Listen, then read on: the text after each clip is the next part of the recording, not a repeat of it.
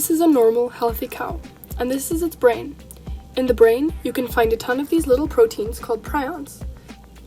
Prions work together with other molecules, such as NCAM, a neural cell adhesion molecule, to keep neurites of a neuron cell healthy, like a little healthcare team. But sometimes, very rarely, these prions misfold, meaning they change their shape. If you looked closely at a prion, you'd find that their normal structure is mostly made of alpha helices, but when misfolded, they create a beta sheet structure, which is a lot more indestructible than its normal form. On top of being almost indestructible, these are infectious, so they make other normal prions become misfolded as well. It doesn't seem that important that these little proteins are changing their shape, but imagine your hand didn't have fingers and was just a lump. They wouldn't work as well as they do now, wouldn't they? The same happens to these prions, and it can no longer work with other molecules to keep your neurites healthy.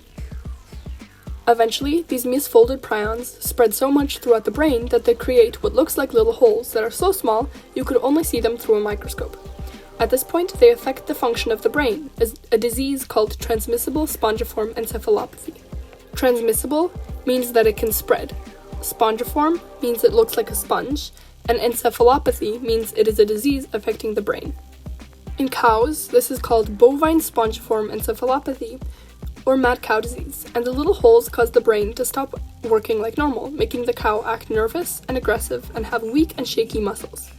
But because these prions are both infectious and nearly indestructible, they don't only affect one cow, but they can spread the disease to other cows and even humans if they eat the brain, or more likely, the nervous system, which is everywhere in the body. In humans, it's called Creutzfeldt-Jakob disease, and it makes a person change personality, develop dementia, memory loss, and get weak and shaky muscles.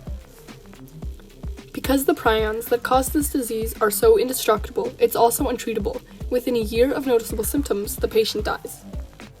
The prion is so difficult to destroy because it isn't alive, and because of its beta sheet structure, only hours at 600 degrees Celsius or more will destroy them. Although the disease is incredibly rare, only 1 to 2 cases for every million people a year, it can happen in a wide variety of animals: cows, humans, elk and deer, sheep, and even cats. Even though it's rare, scientists and doctors are conducting a lot of research to find a treatment, especially because it could help with diseases like Alzheimer's and type 2 diabetes because of the misfolding of proteins. The reason that I am making this video for this scholarship is because I want to become a doctor. A big part of a doctor's job is explaining complex diseases to patients in an informative manner to people of all kinds of ages and educational levels.